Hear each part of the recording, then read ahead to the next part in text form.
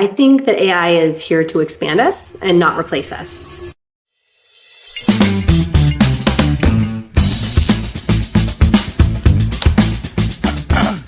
Welcome back to another episode of the Brainiac Blueprint, where we discuss the intersection of AI and how it impacts business and the world around us with our esteemed guests.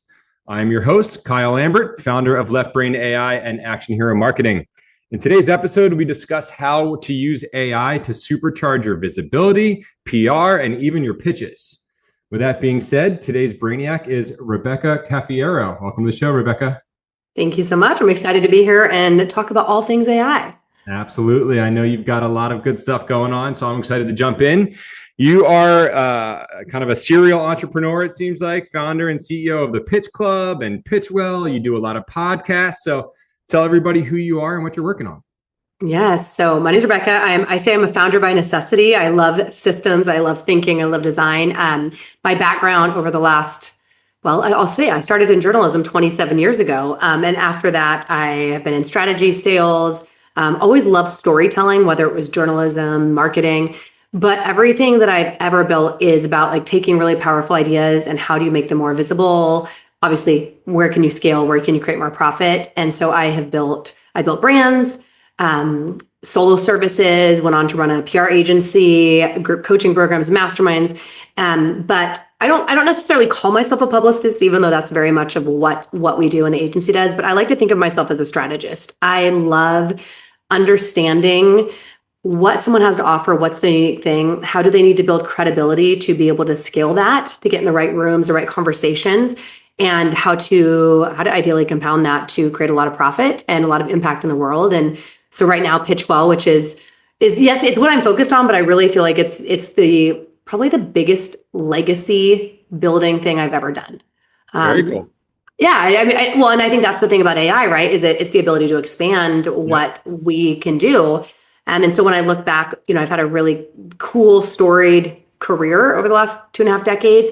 But I've never had something that I've never felt like is so right time and is just the culmination of everything that I've experienced, I've known, I've learned, and I've made mistakes on. And it's a little bit of an obsession right now. And so I know we're going to talk about that, but it's a visibility operating system that helps founders, business owners, thought leaders, coaches, authors go from being the best kept secret, which is not a unique problem. It's a universal problem, to really stepping into that trusted source, or becoming a go-to expert and doing it without gatekeeping, without having to have to figure it out on their own.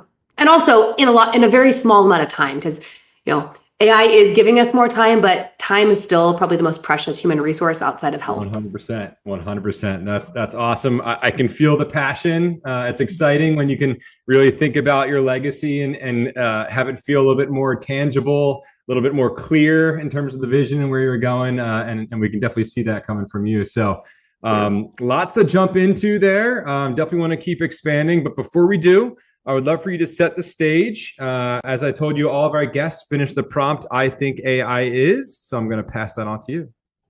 I think that AI is here to expand us and not replace us. Yes, we're going to offload repetitive tasks, things that don't require like our brains, our voices, the most strategic creative parts of us. But I believe the real power of AI is how it amplifies us. Like for us, our voice, obviously in PitchWell, our vision, our values, like it allows us to remove a lot of those excuses and limitations off of us. But it really is to expand the most human parts of us so that part can lead and not the things that we're not so good at. I love that. Are you somebody who typically embraces change? Because something like AI is, there's a lot of change, and obviously fear can come with it. And especially something so large, so intrusive, if you will, so disruptive. So do you typically enjoy a little bit of change, a little bit of chaos, maybe? I wouldn't just say I enjoy it. My personality type, so on the Enneagram, I am the 7, which is the enthusiast or the visionary. And 7s prioritize novelty, intensity, and experience, and they need all options available at all times, which, that is exactly what AI is, right? It intensifies whatever you're working on. Mm-hmm. What I would say is I would not say I'm like, oh my God, AI is all good. I think it's like any other tool in human evolution, which is if used for good, it's incredible. And at the same time, we also need to be aware of where it can also expand things that aren't good. And so it's just like kind of having that 360 view of where can we utilize it in the ways that are going to, again, forward humankind, forward our lives. And where do we need to be very careful? Like I have small children, so I'm going to be careful about the access I give them or create guardrails. But today I was thinking, I was like, I feel like I use my AI really well. I sometimes I talk to my AI. I'm like that show Pluribus. I'm like, do you talk to the other ChatGPTs and what would be my usage percentage of, and sometimes I'm like, no, I'm using it really well. And then there's other times like, have I ever asked AI, how do I solve, our top world problems? I haven't. That is a prompt I need to give it.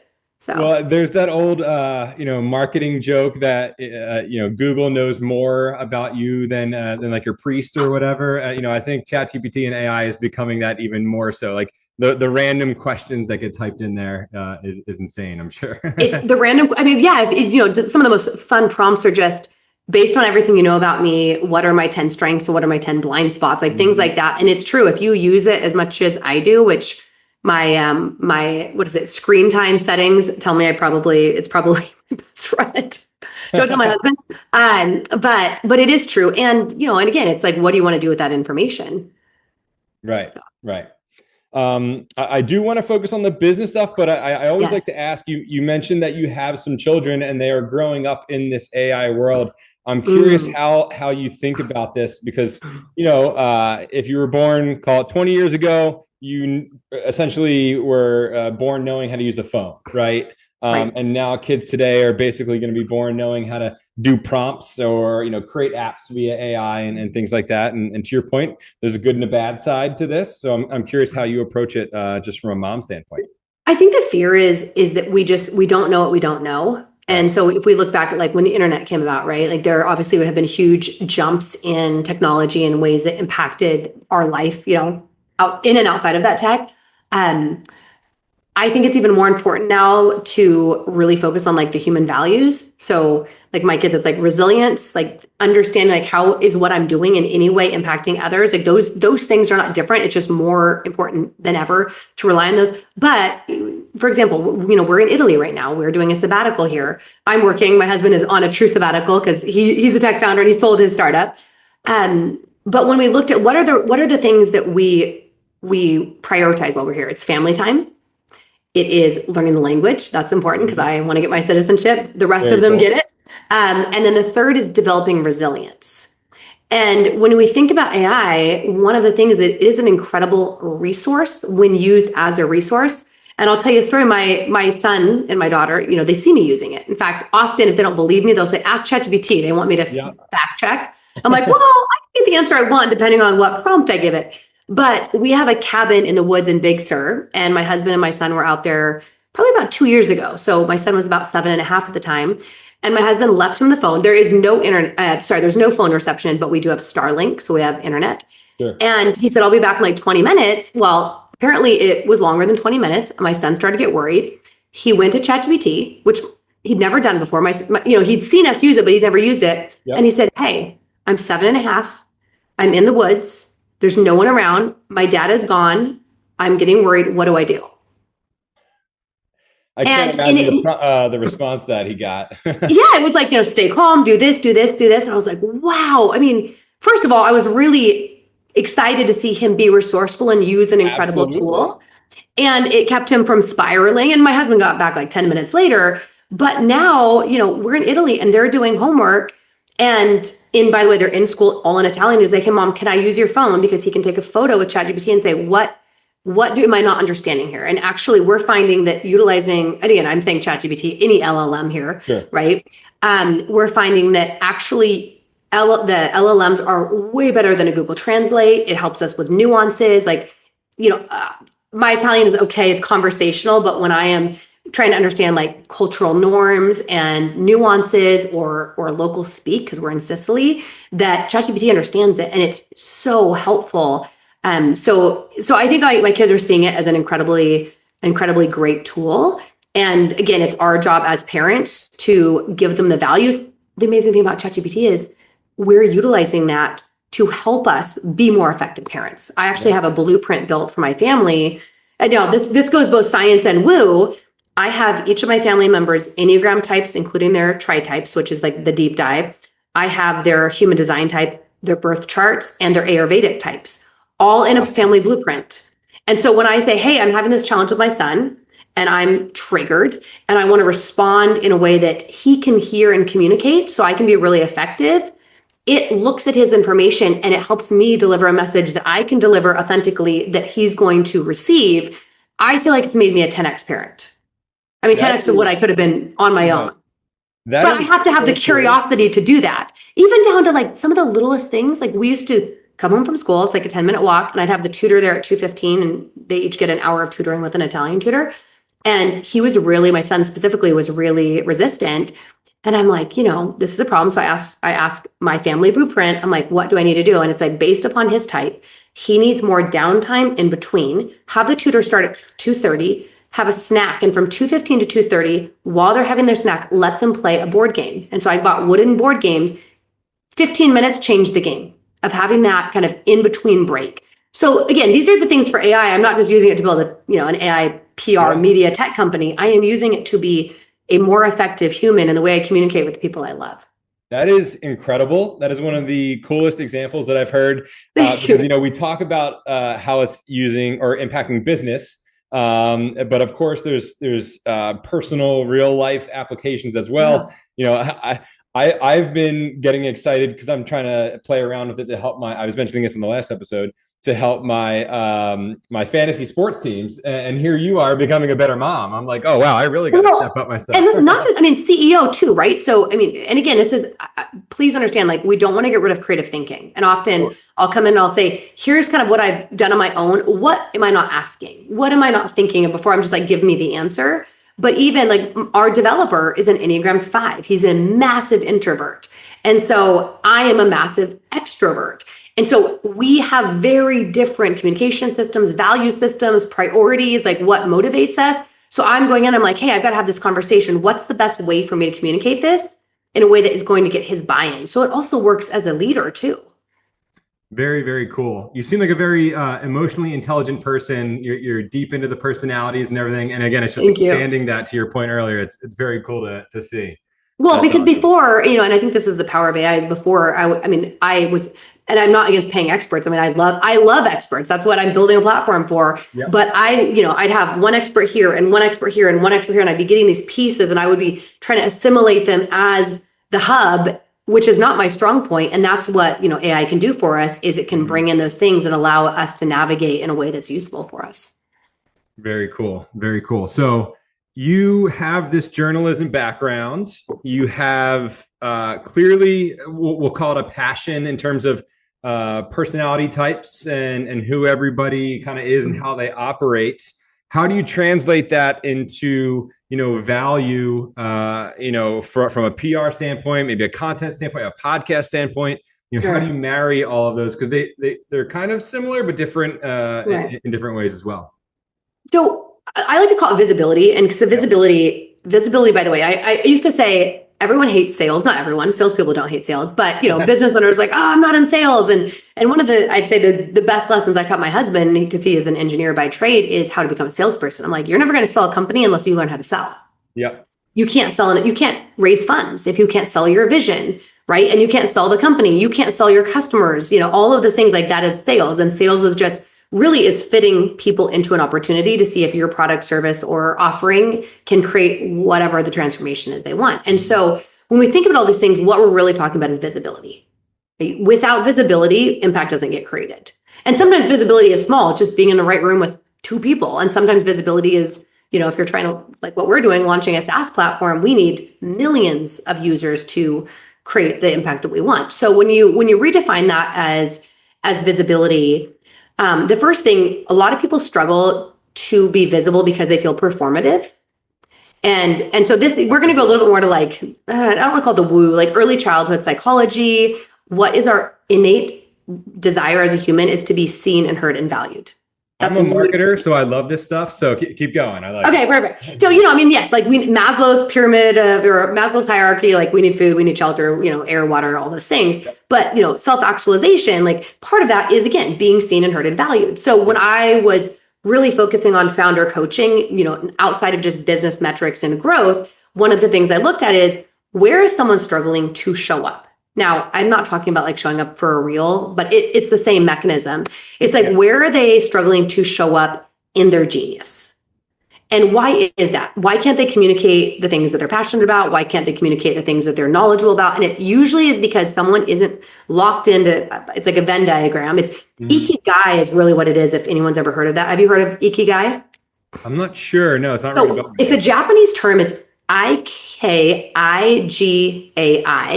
Okay.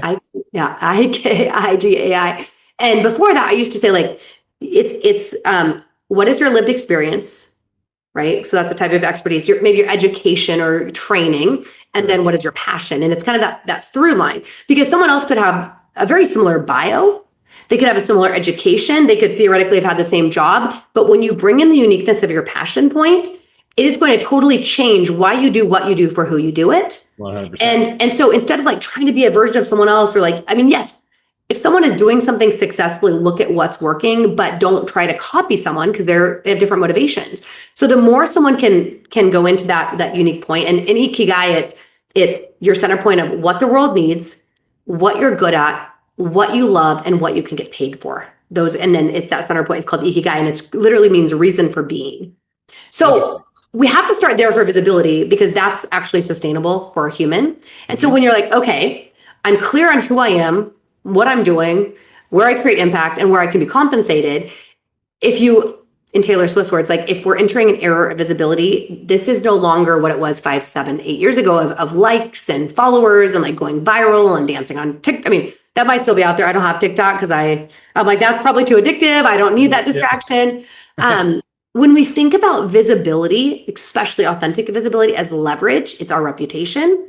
It's market signal for founders. It's a currency, right? And so being seen isn't the goal. It's being trusted, or it's being seen by the right people in a way that we show up in our expertise. And so there's been this shift over the last, I'd say like really, I've seen it the last 1 to 2 years, from like this like kind of fame and clout chasing to authority building. 100%. And so visibility today means like, hey, you should quote me, but it's not like, oh, because I just want a logo. Yeah, logos are helpful. It's more of like, I have something to teach or offer, or you should buy from me, but not, just because I want your dollar. It's because my perspective or what I've built is proven and valuable. And so in short, influence is earned. It's no longer about the performative. And I think really like smart in the know founders are treating visibility as an asset, not like a to-do that's by accident or an ego metric. It's like, actually, this is an asset for me that is really required to go where I want to go. Well, that makes so much sense. And I totally agree. I think a lot of people, have there's imposter syndrome and things that they need to overcome to be able to get their authority and their passion out there. And I can see how that directly then translates into what you're doing with PitchWell, to help them kind of get that message out, build that authority where there might be some trepidation or fear or doubt, whatever it may be, to then be more successful with their pitches, with, getting that passion out there. So I can see that linear kind of progress. So I think this would be a good time. Let's jump into PitchWell. Sure. If you don't mind, give us a rundown of what it does. I don't know if you're prepared to do. I would love to. Let's do it. That'd be awesome. Before I'm going to show you the platform, I want to give just a little bit of background of like one, because PR has been so gatekept that if most people that aren't at 7 figures are not going to be able to afford PR, traditional PR.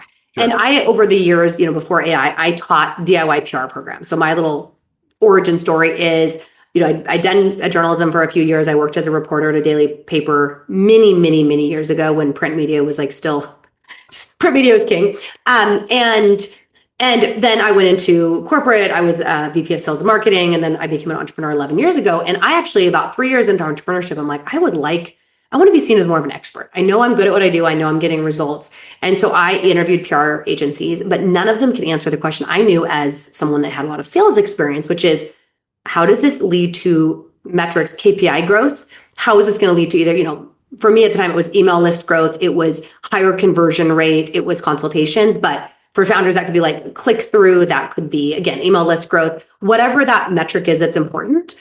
And so I started doing it on my own. And then I started teaching it because I was like, oh, this works unbelievably. But even in DIY, the problem was that it was so time intensive, which obviously AI can do. So the shift is one is PR used to be gatekept, or if you did it on your own, it was just such a beast. And so now that it's becoming more guided, LLMs have they've democratized search logic, right? Yep. Journalists are using AI to search faster through their sources or their pitches. And so if a pitch doesn't match the search intent, you don't get seen. And so what we've done in PitchWell, well, before building PitchWell, I had all these DIY courses, workflows, all of these different things. But again, they were resources. And when someone used them, they had to first learn how to do it. They had to learn, why is this important? What does a good pitch look like? What is the process of going out and finding the journalist beat, or the for you podcast hosts, I need to go look at their show notes, or I need to listen to some episodes. They needed to do all these things. Yep. And so if you think about pitching, if I'm going to pitch you, it could be hours of research to formulate a good pitch. And we know, because you and I are both podcast hosts, there's a lot of terrible pitches. Terrible. 100%. Yeah. I mean, I would say 90% of them are pretty terrible. And even the ones that aren't terrible aren't usually very personalized. Right. And so what we've done is when I ask myself, how do I take all this proprietary information that I've created over the years, knowing I think courses are dead. I mean, I know there's still some people, but I looked at the rate in not even my courses. My courses were very driven by action. I used a learning designer from Stanford who had worked with J-Lo and Tyra Banks and, oh my gosh, Gary Vee, to make sure. I was I want to make sure that when someone gets on my course, my rate of completion is higher than you, but the average in the market is 3% of people finish courses. Wow. I did not know. I mean, it's terrible. And what that means, and I am not yes, all of us want to make money, but for me, I'm if I'm making money, but the person buying isn't getting the transformation, I feel like I haven't served them. Sure. Right. And that's what we want. We want people to use the thing and then tell everyone they know about it and then have referrals. Yeah. So when I looked at that issue, I was okay, how can I utilize AI to make the tension, to reduce the tension greatly? And so we built PitchWell. And so what PitchWell is a visibility operating system. And we've trained Winsley, and Winsley's your virtual or AI publicist on editorial strategy, not just how do you structure a pitch? We've really trained it on what does a journalist want to see? So our users can pitch a lot smarter to a journalist or podcast host. We call them the decision makers. And it also has angles that map to actual media demand. So I'll show you all of this. And then as we're showing, I'm going to show a podcast first because podcasting is my favorite. And I'm going to give the behind the curtain on a podcast. It's a very meta of us. So let me. Well, and I'll even say, I know that you used it to reach out to me, and it worked. The research that it did and the messaging, I was oh wow, this seems perfect. So yeah, absolutely. And the funny part is, I pitched you during a workshop where I was showing it, and your contact was just one of the matches that came up. Incredible. Now, and I'll show you in a moment, because I do tell people, listen, it's going to say, I mean, you can choose whether or not it says, I listened to a podcast episode. And I said, if you get a response from the host, to be in integrity, you either take that out or you need to listen before you show up. Yep. Right. Or you need to meet with those. You need to actually do the work. However, you're not going to listen to 10 episodes before you do 10 pitches. Sure. Which is great. Okay. So let me share my screen. Welcome to PitchWell. Fun little fact. So this is not an AI wrapper. This is an actual custom built dev software code.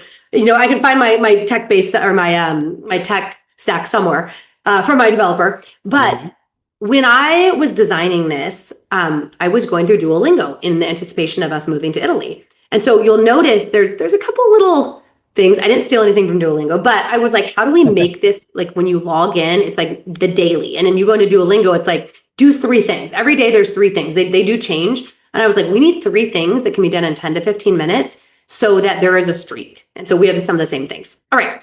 So we're on the dashboard. Everybody loves to get rewarded.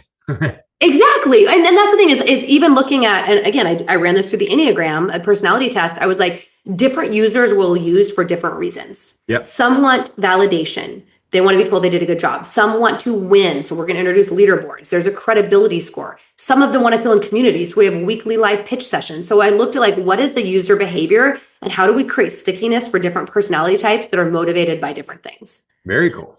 Okay. So I'm not going to go through the back end, but there is in the settings, there's an onboarding. It takes 5 to 6 minutes. And it basically, you put in your bio, any previous media. The second thing is under persona, you upload a writing sample, a non-AI writing sample. I mean, this goes from like one person uploading a long form LinkedIn post all the way to I had one client who was a doctor who uploaded her 5 books she's written. And what it does is it creates a persona around your voice, and it's phenomenal. And then you can add in like, I'm like, don't use dashes. I like to use a plus instead of an and. So we're going to go to pitch now. And this is just like a little thing for me. We're actually building this into the little plus right here and add more info. But I have redacted or distilled like what makes a good pitch. And there's like 4 components. So the first one is, what do I believe? And I prepped this early. So like one sentence on what do I believe? And so mine is like about credibility, because we're now in a world where there's Instagram accounts with voice. There's podcasts out there that are all AI. Like we're getting to a place, it's actually, you have to do a lot of extra research to make sure the person you're talking to is real. 100%. Right. Or it could be a real human, but now every single photo and video is AI. And I mean, it looks really pretty, but like, is it landing? I don't know. Okay. Right. Now, whatever you're saying, why does it matter right now? Okay. And so I'm saying like PR is not optional. We'll talk why. It's now a filter that algorithms are using to decide what's making it into publications and into LLMs. So a little proof, pages ranked with expert quotes. So we call this high domain authority. Publications, iTunes, Libsyn, anything that has quotes or media references are 45% more likely to be used in LLM. I'm going to put in one more stat. Google search, which is going down and down and down. Google search converts through link clicks at approximately 1%, while LLMs convert through link clicks at 11 to 17%, which is wild. So if you have a business that you want sales for, you need to be like, how can I get in the LLMs? And this is one of the ways. Absolutely. Right? And then I'm like, okay, well, what advice do I have for people to do something about this and start treating earned media like product? Like you need to pitch it, you need to track it, building a visibility system. So this is just a couple bullet points. I did not give it a thesis. I did not write an article or a blog. So now I'm going to say, okay, let's do a podcast episode. Our data shows that our users, we're going to hit 300 users today, which we launched 4 months ago. And it's like we're on a J curve here, but our users, a J curve. A big J curve. We love the J curves. Our users are pitching podcast more than every other form of media combined. Yeah, that makes sense. Yep. Well, it makes sense because again, we're craving that human perspective, because 100%. Everything else we're like, well, was that written by ChatGPT? But typically we can still tell. It's so funny. Before we moved to where we're moving, I found 2 podcasts about the place. It's a super little ancient city. It's the oldest city in Italy. And one of the podcasts was all ChatGPT, or not ChatGPT. It was all AI. And I'm like listening. I'm like, this is all AI. And it was so flat. Right. Yeah. So, okay. So we've got a podcast. Oh, go ahead. Oh, I was just saying, you can still tell, if you have a keen eye, you can see even like a little bit of emotion, which is weird or something like that. Yeah. It's not perfect just yet. So no. And it was mostly that because they had actual voices, the voices were very flat. Okay. Like it was like a perfect cadence. It was like a metronome or whatever it's called. You're like, done, done. Yeah. So what it has now is it has a podcast pitch. Now I've had an agency, a PR agency for 5 years. We've worked with, from brand new companies up to $50 million a year companies, some of the biggest names in the business, which I will not name because of NDAs, but some people that you have definitely heard of that are household names in personal development, health and wellness. So it starts out and I'm like, okay, this isn't bad. However, and I can wait to modify it until I pick someone to modify it, but I'm going to say use bullet points, make 20% shorter. Now this is very similar to like an LLM, and make the subject line clickbait. Like let's make a really great subject line so that the open rate is good. And so it's going to take those edits. You can also edit directly in to the pitch. And it is going to, and the other thing I'm going to say when I personalize is like, don't talk about, I work with women. This needs to be for everyone. Sure. Okay. So now AI-proof credibility secrets, scale your influence without losing your soul. I'm going to say, remove the woo soul talk. Because that, there's some platforms that totally is fine, but I'm like, let's just be a little bit more factual here. And we'll see what it says. Okay. Without compromising integrity. Now I'm going to save this pitch and I'm going to say this pitch looks really good. It's a good start. I'm going to go down to my pitches, and there's a couple of things I can do here with this. One is I could say, I want to talk about this more, which obviously I do want to talk about this more. And I can personalize this or repurpose it, recycle it into any other form. So I can do it into a TV pitch, which is a different format. I can do it into a publication. I can do it into a magazine, a newsletter, almost whatever I want, right? Now, what I'm going to actually do right now, just because for the sake of time, I am going to personalize it. And there were tags earlier, and I'm going to say AI, business, growth. I want to see what comes up because I usually use like business AI marketing or business AI visibility. Okay, so it's got all kinds of podcasts here. 10x AI for business growth. This is being pulled directly from Libsyn and iTunes, but then it's vectorized, which means it's not just pulling from that feed, it's also pulling the website of the host, it's pulling their social media. The first thing I'm going to do is say, is this podcast actually live? So this one is 6 months old. It's not dead yet, but it's considered inactive. Once something's over a year, it goes dead in our database. Okay. Let's look at Elevate AI Business and Personal Growth. See if that's a better fit. Okay. Nope. One episode. They were in the death trap of they didn't get past their first 8. No. Okay, let's try this one.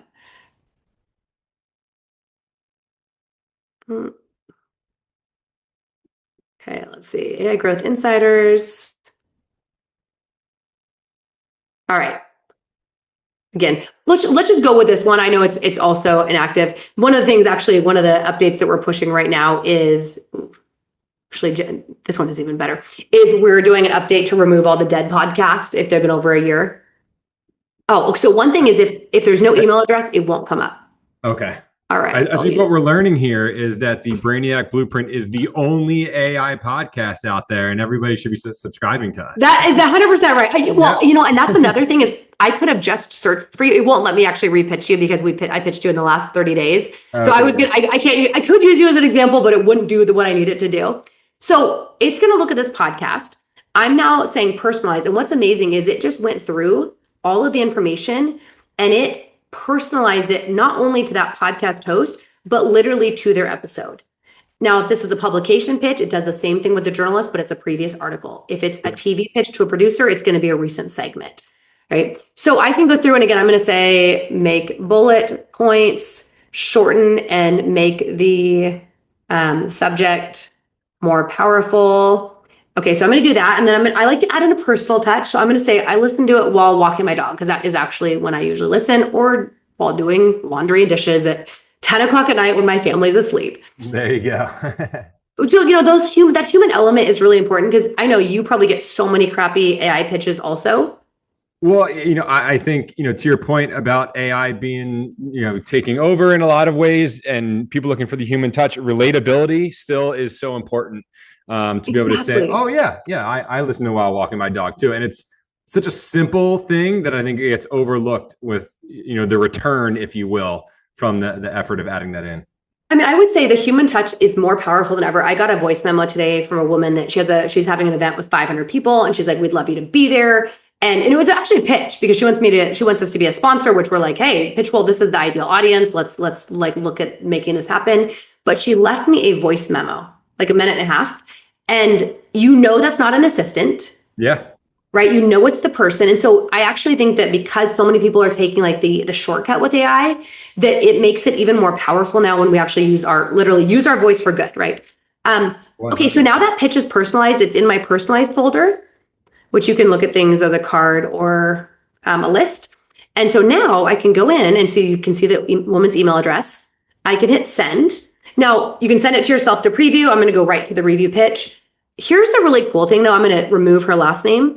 Is we use a Google integration. So it's going to pitch actually from my inbox, but it sends a pixel out that the person receiving can't see, which calls from our database. So we know when the person saw it.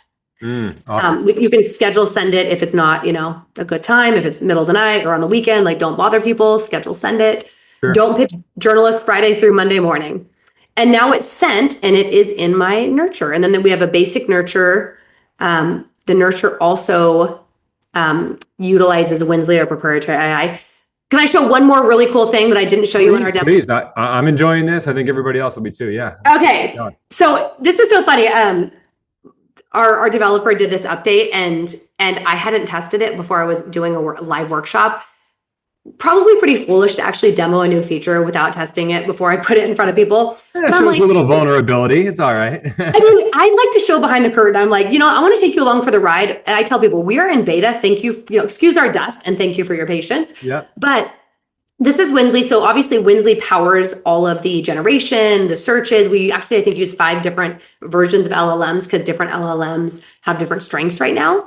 But I go in here and I say, can you give me 3 prompts to turn my podcast pitch into a viral linked in post?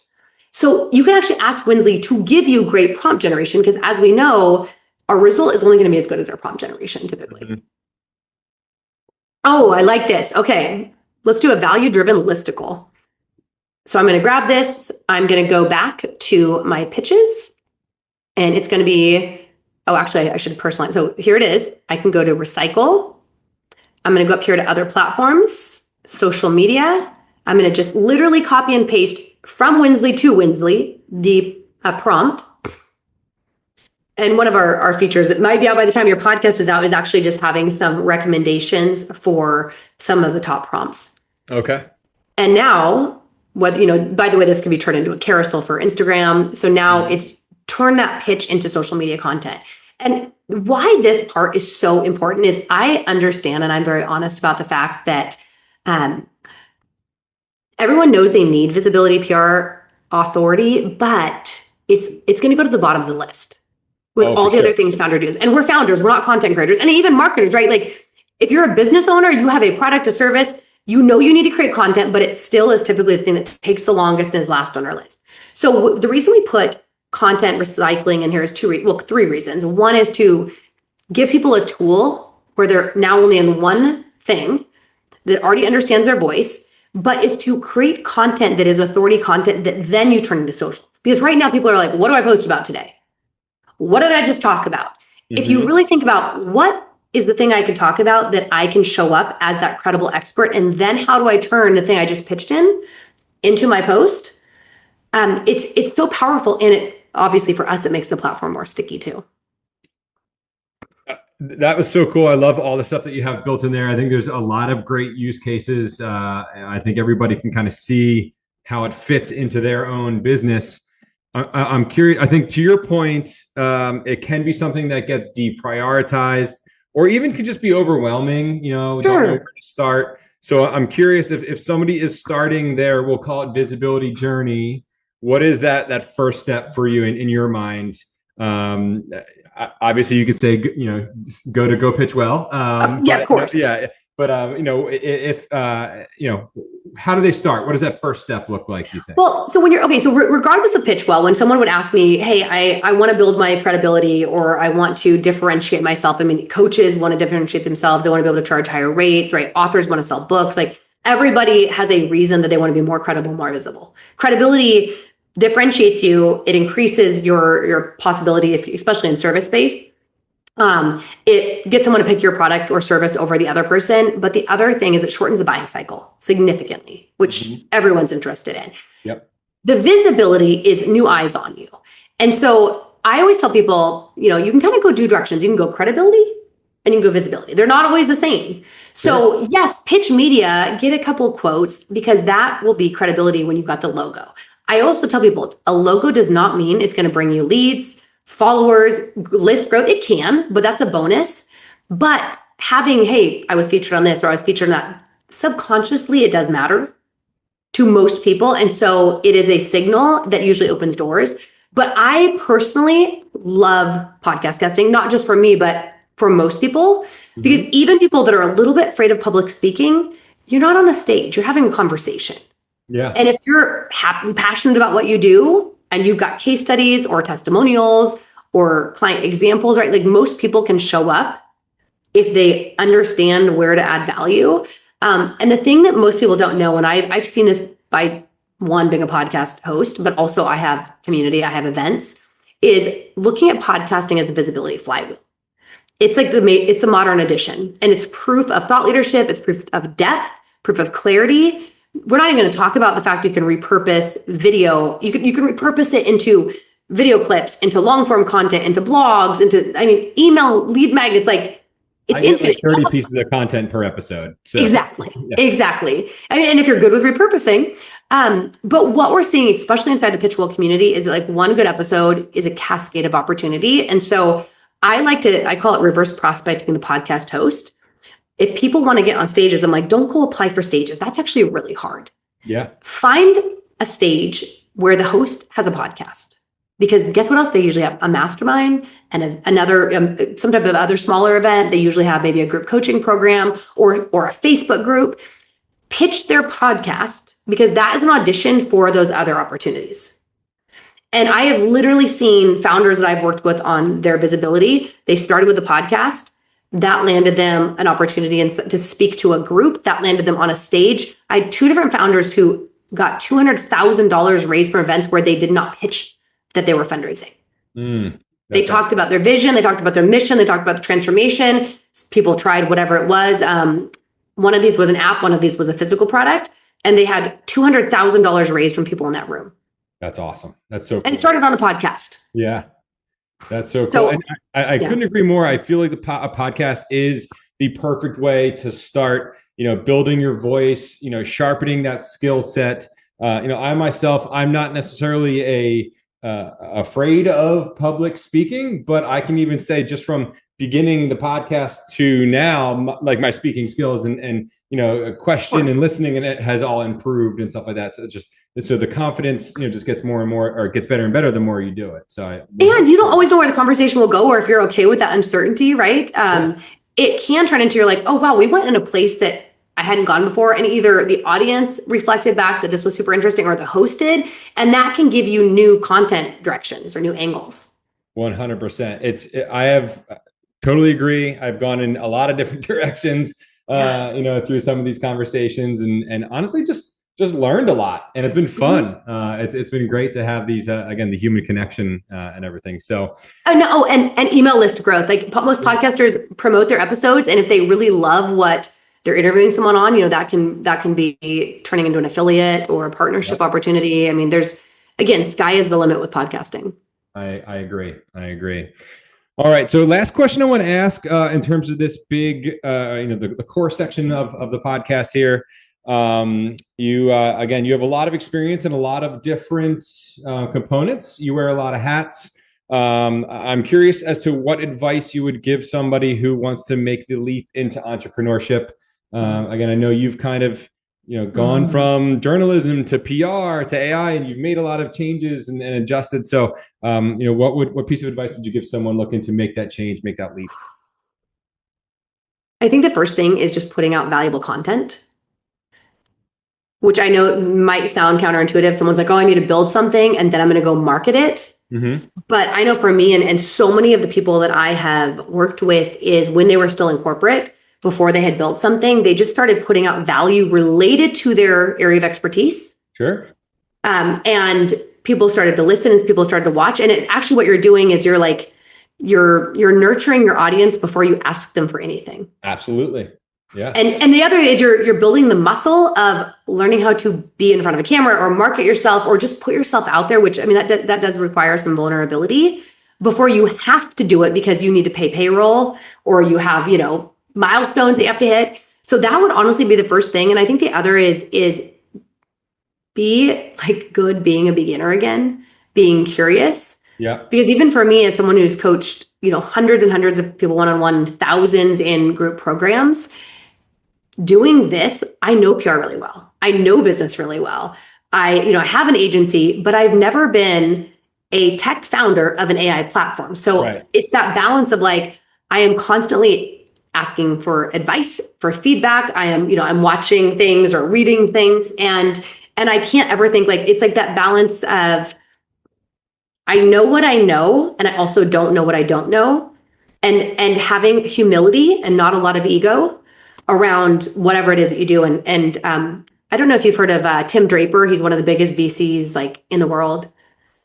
I think So if anybody Googles him, so Tim has, I mean, he Yeah. founded, or not founded, but he invested in Bitcoin and Theranos. And so, you know, some really big hits. I mean, probably one of the most successful. His daughter, Jessie, who's also, she's like a fourth generation VC, all female funds, or I should say all female founded companies. And I had her speak at one of my events, and she was like, the best founders are the most humble, hungry, curious. They don't come in with ego. It's like, she's like, usually the loudest, most egoic are the ones that are like, I'm going to paraphrase this because she didn't exactly say this, but the gist was, you know, be really careful about the ones that are like, this is exactly what I'm doing. I know my stuff, right? Like, yes, it is a balance. You want to have a confidence because you're obviously taking risk and you're putting yourself out there and saying, I have something of value, but you also need to be constantly learning and adapting. Yep, I agree. And you know, I think along those lines, the action is always going to be better than inaction, right? Oh. So like if you're going to go and learn something, or even just go and do something and do it wrong, that's going to be better than not doing anything. So I agree. Well, you learn through action. Action is action, Exactly. right? It gives you information. And by the way, there's no such thing as failure. It's like when you take action, you don't fail, you get feedback. Yep. And you're not operating in a vacuum, in an echo chamber of your own ideas, fears, and, you know, patterns. Progress over perfection. That is my mantra. I love it. Exactly. All right, cool. This is awesome. So let's jump into the rapid fire section. Got 5 quick questions for you. Ooh. I love the world of automation, hence left brain here. So I always ask this one just to kind of see where their head goes. If you could just click your heels and all of a sudden you have this beautiful, fully built out automation, either in your business or in your life, what would it be? Oh my gosh. For my life, it would be related to every single domestic task.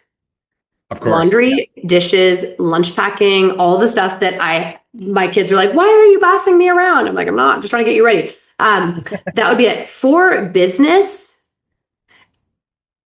okay, this is an oversimplification, but anything that doesn't use my brain, my creativity, or my voice, I would love to just automate out. Absolutely. The repetitive tasks. Exactly. Yeah.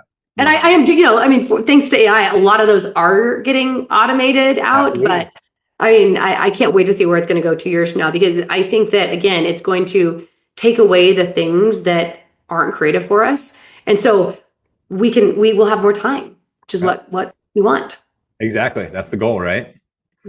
All right. Question 2. What is something you plan on doing more of in 2026? Sleep. I like that. No. 2026, actually discernment. I haven't picked my word of the year, but discernment. I think that we're all going into that, is being really aware of like, I don't need to fill all the space.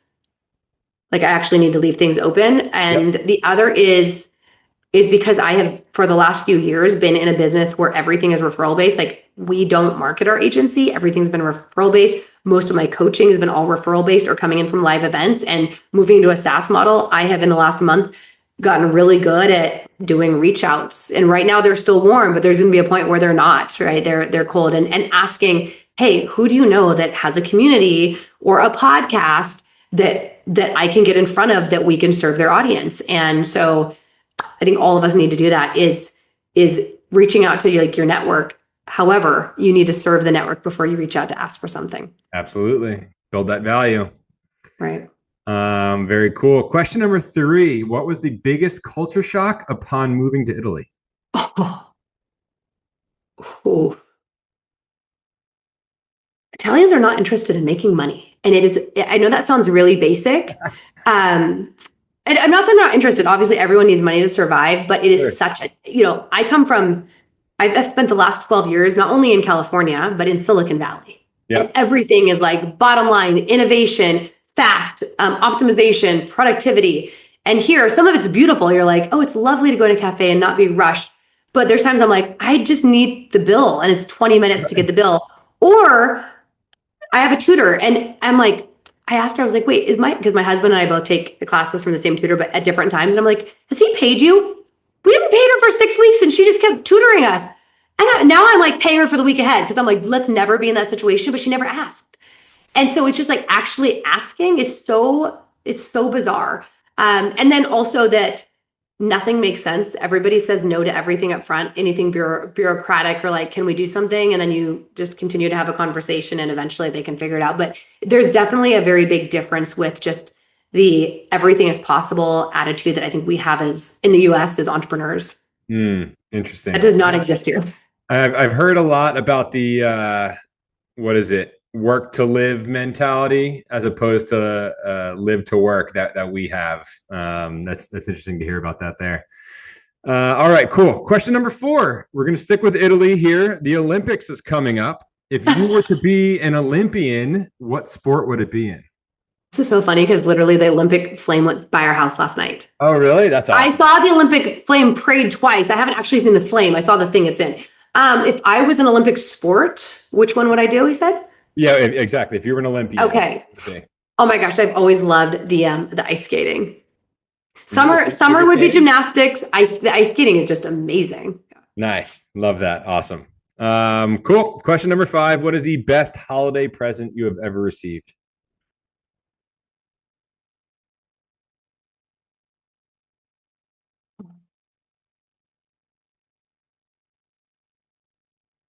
That's a tough one. My husband and I typically don't do presents. We do experiences. No, I mean, that's the best way to do it, honestly. Yeah. So I'm trying to think of a specific one.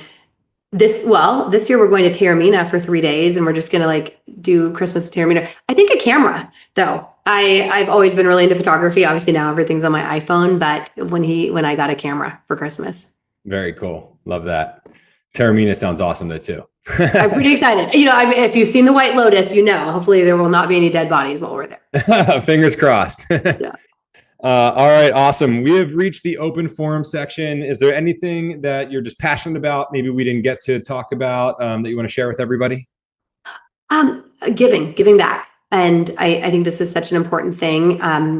Actually in PitchWell, we built it in because when I looked at building a platform, I was like, I've always included scholarships in my group programs and, like equity based. And I was trying to figure out like, how do we include that for a SaaS product? So we have something called Pitch for Good. We are launching it this month. So probably by the time the podcast is out.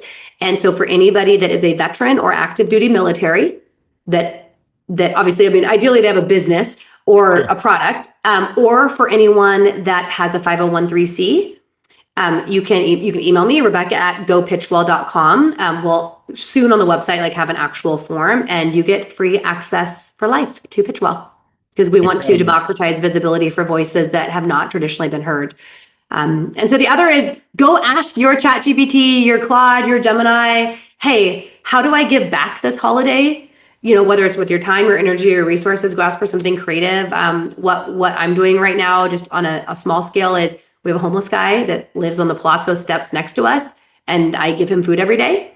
So that's just like a little thing, but it also is very human because I also just say hi to him, like, hi, Rocco, and treat him as a human being because a lot of people don't. And then for our kids' school, we're donating. It's a very poor public school in Italy, and which is a great experience for our kids. We're donating their school supplies for the rest of the year and a printer, and we're paying for an English teacher to come in because right now they're being taught English by non-English speakers. And I'm not talking native English speakers. I'm talking they're learning English out of a textbook by someone that doesn't speak any English. And there's a lot of opportunities. I'm not trying to be in, savior mode for this town, but it's like, where can I contribute? Because it takes so little. And so I think everyone can do that. Is like, everyone has the ability to give of their time, their energy, their resources, something that is going to move the needle. And I think in business, if every business owner consciously gave one resource away every month, like really not just like, oh, here's my lead magnet,